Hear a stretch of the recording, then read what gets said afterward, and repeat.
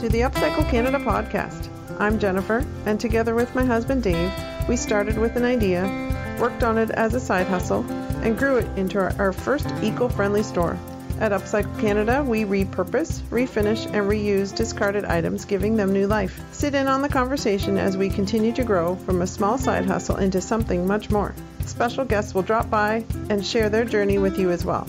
This is the most eco-friendly small business podcast in your favorites. This is Upcycle Canada, where yesterday's items are reborn. Let's do this. Excellent. Hello, everybody. This is Dave from the Upcycle Canada podcast. I'm here with a new friend, someone who is very good at chopping things, apparently. Scott Anderson is here with me from Chop Value. Scott, welcome to the Upcycle Canada podcast. So happy to have you here. Very happy to be here. Thanks for including me in this. I'm excited. So, Chop Value, what is Chop Value, Scott? What is this business that you are now knee deep in and excited about? Tell us about it. Yeah, so Chop Value is this crazy idea that starts with chopsticks, the two chopsticks, where we believe in something called a circular economy, just like you guys always talk about in your world. And we basically take the concept of we collect used chopsticks from restaurants and turn them into beautiful product. And that's at the core of what we do. So we literally go around to restaurants once per week, collect their chopsticks that they assemble for us, and bring them back to our factory and produce a type of a wood product that we then can manufacture into all sorts of different end products. Everything from kitchenware to home decor. We can do custom work, including we've done things like cabinet tops and doors and custom displays for stores. We've done, you name it, but we can take this basic material that's headed for the landfill and turn it into, as I keep saying, beautiful product. Excellent. So what is a chopstick made of? What kind of wood is that? Yeah, so it's a great wood. It's made of bamboo. There are other species out there, but 98% of what we deal with is bamboo. So it's a beautiful, strong wood that is, the nice part about it for our process as well is they're all uniform size and lengths for the most part, which makes repurposing them relatively straightforward. And so literally these pieces of bamboo are used for about 20 minutes for your meal. It might be a delicious meal, but still only used for 20 minutes and thrown away. So we think there's still lots of life left in these things. And we essentially collect them and then repurpose them into other products. And these bamboo chopsticks are traveling around the world to get to us in some cases as well, right? Yeah, that's the thing. The majority of chopsticks that you eat in restaurants come from overseas, so they're coming over. They're coming a long way. And if all we're doing is keep ordering new ones, and then just throwing them away, that's a lot of landfill that we're importing. That's a lot of waste too, like the amount of trees cut down and that whole industry. Yeah. Is this Sorry to cut you off. Canada? Sorry. I was just going to say one quick thing is that the nice thing about bamboo as well, not only what we're doing from a reclaiming and recycling point of view, but bamboo at the beginning of its life is actually a fairly sustainable wood as well, because it's a grass versus a tree. It grows relatively fast. So it's a good story to begin with. And then on top of that, what we're doing from a company perspective, we just make it even better. Okay, yeah. So that's one thing I always hear about bamboo flooring and bamboo this and bamboo that is how sustainable it is and how fast it can be regrown and cultivated. And that's a good thing. But the idea of the waste is the part that I think a lot of people don't really put a lot of thought into is, that this is just going to go into the landfill. Yeah. And the one thing that we're really focused on, or that we're really proud of, is this is a proof of concept in the fact of if we can do this with this one piece of waste, imagine all the other waste that's out there that you can do a similar process to. So the chopstick is what we're focused on, but we're also kind of keeping an eye on to the future as far as what else can we do this with. If this is just one of many things that we daily throw away, don't think about again. But there's lots of resources still left in it. So interesting. I love the edge, being on the edge of the upcycling and repurposing and recycling wave. That's really amazing to see that this isn't only in Canada then. No, so Chop Value is it's a Canadian-based company. So it originally founded out of Vancouver. A gentleman by the name of Felix Bach started it. And it's now grown. So there's 4 locations here in Canada. We're setting up the Toronto location. And so Calgary, Montreal, Vancouver, and here in Toronto. Vancouver's been at it for about 5 years now total, but we're expanding really aggressively actually overseas. So there was just an agreement signed for the UK to have potentially as many as 10 locations. Mexico City just signed on board. There's 2 spots in the States right now, and that's going to grow. Singapore just came online as well. And so there's a whole bunch of potential around the world for this basically throwaway resource that no one ever gives 2 thoughts to. But we think there's lots of gold in them there hills. That's amazing. I love it. Yeah, it's exciting to see this. One thing I've noticed, I heard people talk about, there's no such thing as waste. There's just wasted resources. And that's something that I hear, and I see that kind of that message through at your website as well. And you have your chopstick counter, which I'm looking at the moment, and you're at what, 59 million chopsticks? Yeah. Wow. So I'll give you and to put it, those are hard numbers to wrap your head around, right? Those are some big numbers, but what does that mean? So I can use Vancouver as the best example because they've been at it the longest, but they collect 500 kilograms per week of chopsticks. We're just getting started, and we're now just approaching 100 kilograms a week of chopsticks. And this is literally of restaurants who want to work with us. There's a ton who we haven't even touched yet. So that's just the tip of the iceberg of what can be collected, and everything is local. So that's the other thing that we really focus on, and you would probably appreciate from your world too, is that what we're trying to do is build the company out from a local perspective so that we're also cutting down on our carbon footprint. So as an example, the reason why there's a location in Vancouver and Calgary, Montreal, here in Toronto, and as far as Canada goes, is we're trying to collect and produce close to source. So we're collecting from Toronto, in this case, Toronto restaurants, and we're producing to sell to the Ontario market. Whereas in Vancouver's doing the same in Montreal. So we all support each other. So let's say we right now work with all sorts of national brands as well.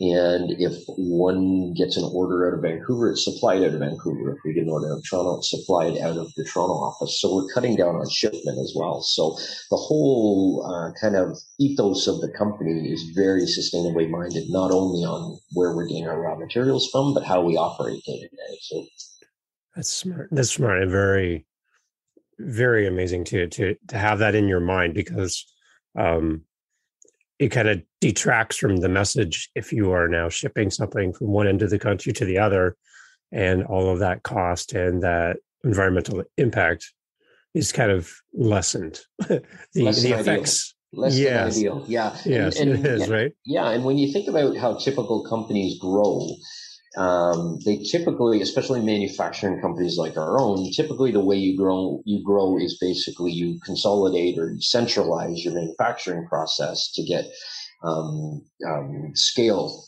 benefits, like benefits of scale, right? Where we're trying to actually show that we can grow from a local perspective and push out, because every market's going to be a little bit different, but also cut down on that carbon footprint, as opposed to grow remotely as opposed to grow centrally. So I think it's a really responsible and interesting way to look at things from a business point of view too.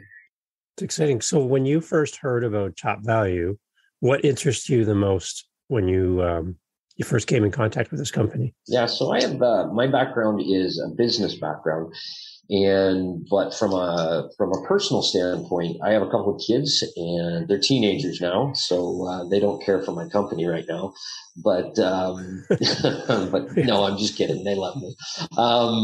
But no, when I had kids, I started a small side project making kids furniture. And what I found was it was really tough to source sustainably.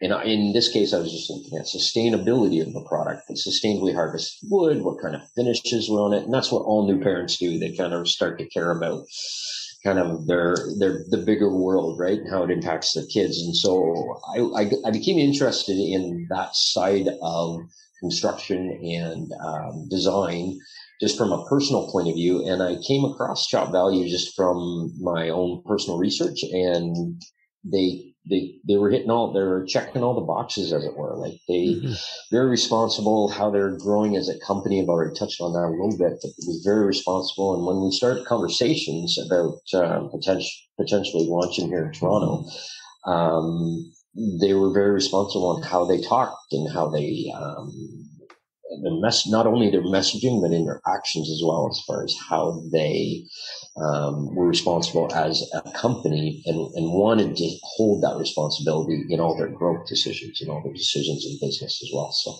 that's how I came across it. But it's been fun, stressful, obviously, when you first start opening a business. There's no ifs, ands, and buts about that. Yeah. But it's fun to go through that. It's okay to go through that kind of stressors if you see a bigger vision. And the other thing, back to my kids, is it's really fun and motivating to be able to build, or at least be part of a company that is so responsible, because it's showing, I like to feel this is showing my kids that you can build things in a better way. We don't have to always go with the way we've always done it, which is consume. But what can we do? What can we put out in the world that shows, and that's what I like about this, is that it's a viable business that shows you can reuse resources and turn them into something new. Interesting. Yeah. So you were recently at a couple home shows and meeting with the public. And what are some of the questions that some people would have when they came up to your booth? What were they looking for answers from you about Chop Value? Yeah. So the first question, so I did 2 shows recently. We just did in April. We did the interior design show in Toronto, and then we did the national home show as well. And really, we were kind of judging what the market was going to be like here in the Ontario region and what the appetite for this kind of product would be. The most common question I had throughout the whole process was, "I'm sorry, you do what?" So, it was usually a lot of clarity at first. You get chopsticks. But once we got past that and the humorous conversations that started around that, the conversations were, how do you do this? How do you possibly get enough chopsticks?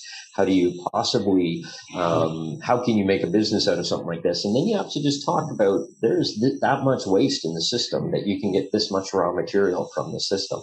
That was one of the big questions that everybody had was, you must buy the chopsticks now. No, we actually physically go to restaurants and collect chopsticks. And that was a big hurdle for people to wrap their heads around. And then, is there enough resources to do it? And then you talk about the amount of we've already touched on it, but the amount of sheer waste that happens just in that industry. And then we talk a lot. We had a ton of conversations about, and what was exciting, especially the interior design show, where it was more trade focused. So we had a lot of designers, architects, and people. The last couple of days were open to the consumers, but more people who were looking to do renovations in their home and had projects going. But what was interesting is, once you start the conversation about a sustainable material that looks as good as this material does, and you've seen the stuff from the website. Yeah, I keep saying the word beautiful, but it is. It's absolutely, it's got a wonderful grain to it and really interesting and a very unique look. And once you start having a conversation with people who are interested in sustainability, and they realize the product is sustainable and what you can do with it, the possibilities just open right up. We had conversations that included feature walls in people's home, acoustic walls in people's home out of this material, point of sale displays within retail outlets, and signage in corporate offices, corporate gifting. Like, it just kind of, they say, so you can, the conversation then goes not of can you do it, but more of, what can we do with this? This is so interesting, and this would be so great to put as a part of our purchasing decisions in the case of corporations, but also as far as people go, this would be really interesting to have on my home, because it stands for beliefs I stand behind, from what I want to project to the world, but also it looks really nice and it would look beautiful within the environment I'm trying to create. That's excellent. Yeah, I love going to those home shows and stuff and seeing the creativity of all the different vendors and everybody has their lane and everybody has their thing, but your items, they definitely stand out. They're not what you expect to see as you round the corner and see a long line of vendors.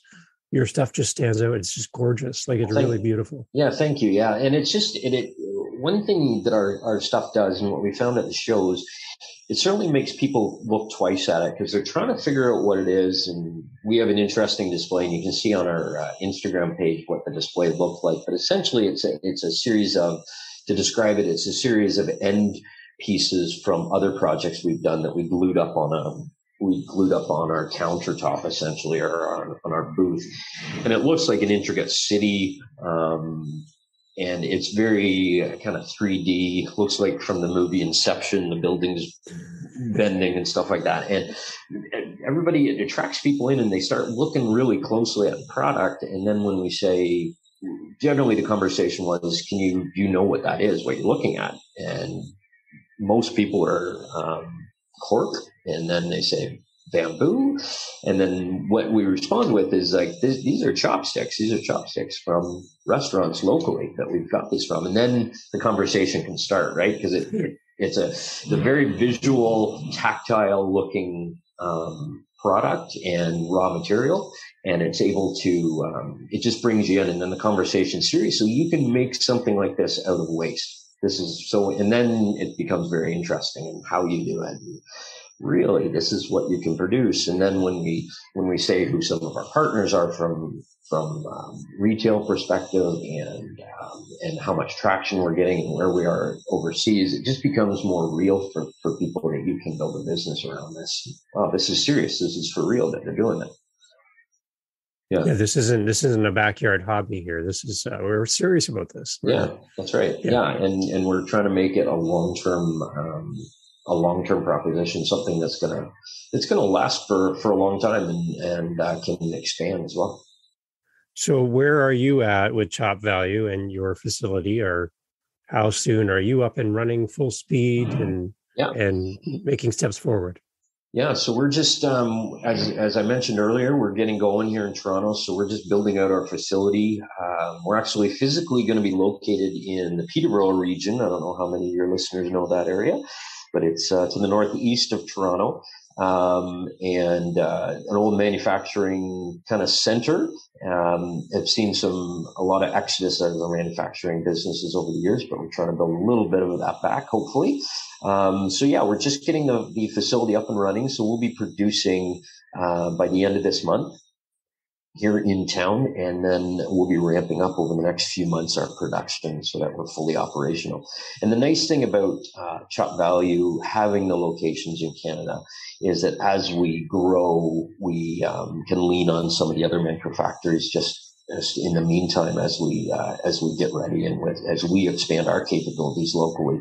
But the intent will be within a couple of months for producing and fulfilling everything locally.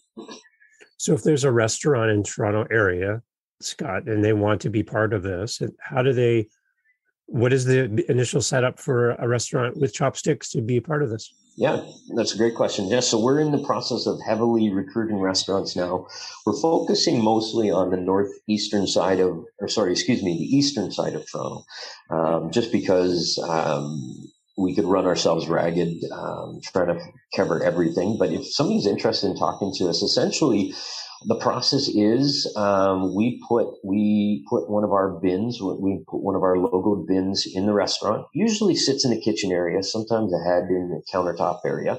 And the restaurants simply separate their chopsticks for us during their cleanup process.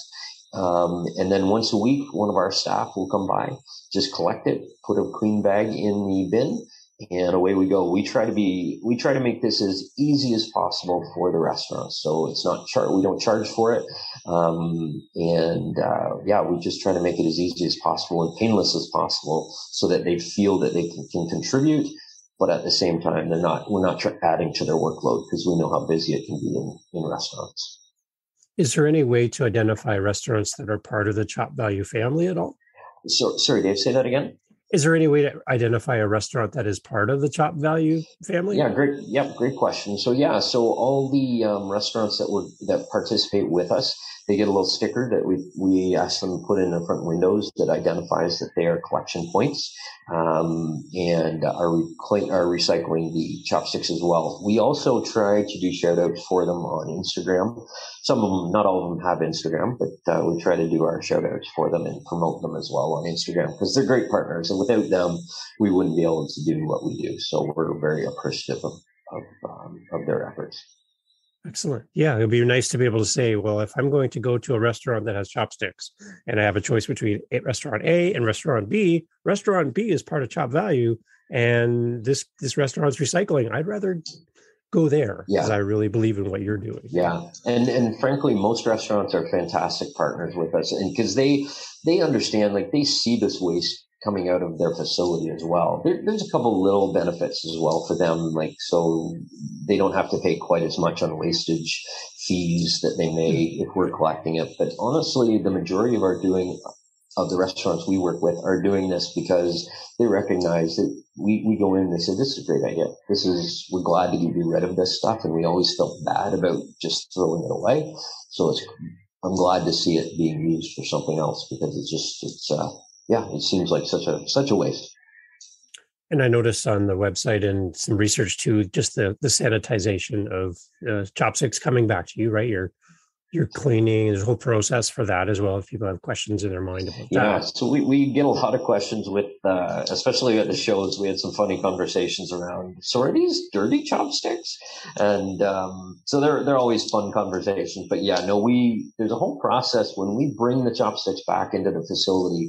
We have a whole process where we clean and we essentially dip them in resin, which is a water-based, sustainable product. So we've tested it for all sorts of chemicals and things like that, and it is 100% sustainable. We dip it in a resin, and then we bake the chopsticks actually for quite a while, and that gets rid of any lingering bacteria. It also removes any kind of moisture that's involved, and then we essentially press the chopsticks into essentially tiles. And on the website, you can see the whole process. It's quite an interesting process to watch. But we press under high heat and pressure the chopsticks into essentially tiles that are roughly 8.5 inches by 8.5 inches by an inch. And from there, it's woodworking. So we then what we call remanufacture. So we plane them onto uniform sizes, cut them to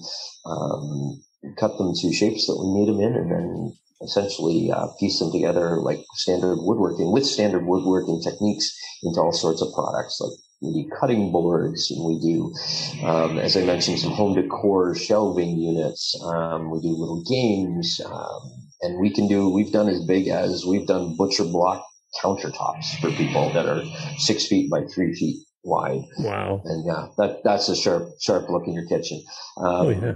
Yeah, but we do backsplashes in kitchens. We do, as I said, feature walls. We've done backboard head frames of beds, things like that. Any kind of work, essentially, we have the raw material and we can fabricate it into anything that you can do with wood, we can fabricate for the most part. It's amazing. Okay. So what is the best way, Scott, for people to connect with you here in Toronto area, as far as just getting in touch with you and getting more information about Chop Value? Okay. So best way to get us is a couple of ways. So you can reach us, always get us on our web page, which is chopvalue.ca.com, and you get there with both of them.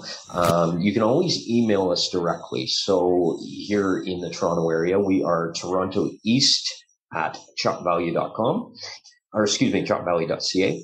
And then you can also reach us on Instagram. So our Instagram is chopvalue_Toronto East. And feel free to reach out to us that way as well. We're happy to talk. So a lot of our work is, as I said, we do all sorts of custom work for people. So we're happy to talk to you about the capabilities of the product and what we do. The one thing we don't do that we do get a lot of questions on, we don't sell the raw material. It's just at this stage, we want to control as much of the fabrication as possible, only from a quality control. Yeah, that makes sense. Yeah. So, but we're happy to talk about projects with people and see what we can come up with together. And, so that's the best way to get a hold of us. Feel free to reach out to us, and we're happy to chat. Excellent. It's great that we have a chance to talk and shine the light on a business that's making a difference. Like, there's probably 1,000 other things that you could make, and it could be easier to get supplies, and it could be easier to do everything. But sometimes the harder road is the better road. Yeah. And I love what you guys are doing. So it's really exciting to be a part of it. And I'd love to get my hands on some Chop Value products soon in the future. It'd be great. Oh, we'll get that. And thank you for having me, because you guys do great work too. The fact that you're just doing this and spending so much of your time and effort to promote these type of projects, I think it's great that you guys are doing this. This is good work. Appreciate it. No Everyone, problem. This is Scott Anderson from Chop Value from Toronto, my favorite place in the world, Peterborough, Ontario. Gorgeous place. And excited to have you here with us today, Scott. Enjoy your day. And it looks like you got lots of work to do, so you probably have to get back to work there. Thank you. You as well, probably. Very good. Thank you so much, Scott. Thank you. Day. Okay. This has been the Upcycle Canada podcast. Thanks for listening today. We appreciate your feedback and would love to connect with you. Email your questions, comments, or suggestions to upcyclecanadapodcast@gmail.com. To find out more about our business and access links to all our social media sites, podcast notes, and more, please visit upcyclecanada.ca. A review of this episode on the podcast app of your choice is always appreciated. Please help us build this community by sharing our podcast with your family and friends. Our thanks to Jacob Moon for the instrumental backing track used in this podcast. Please visit jacobmoon.com for more on this talented Canadian artist. Join us again for more great topics, ideas, and practical steps to help you in your daily life. Thank you for listening. Let's keep this conversation going.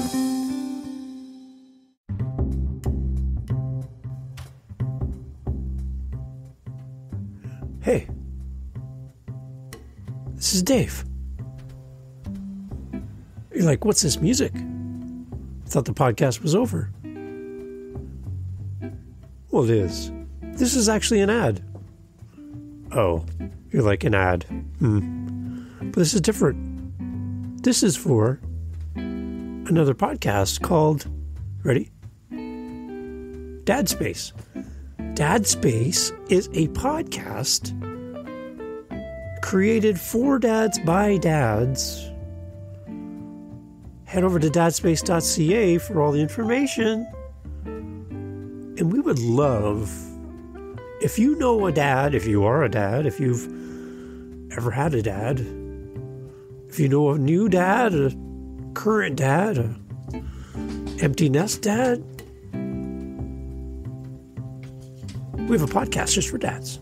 And I'd love to share it with you and to share it with a special dad in your life. Dadspace.ca.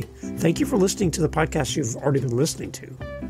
But if you want a little bit more podcasting greatness, check out dadspace.ca, dadspace.ca, for all the goodness for your favorite dad. Aw, it's like a Father's Day present every day. We'll see you over at dadspace.ca. Thanks for listening to all of our podcasts, and we'll talk soon. This is Dave, and I'll meet you at dadspace.ca. Cheers. And now we dance.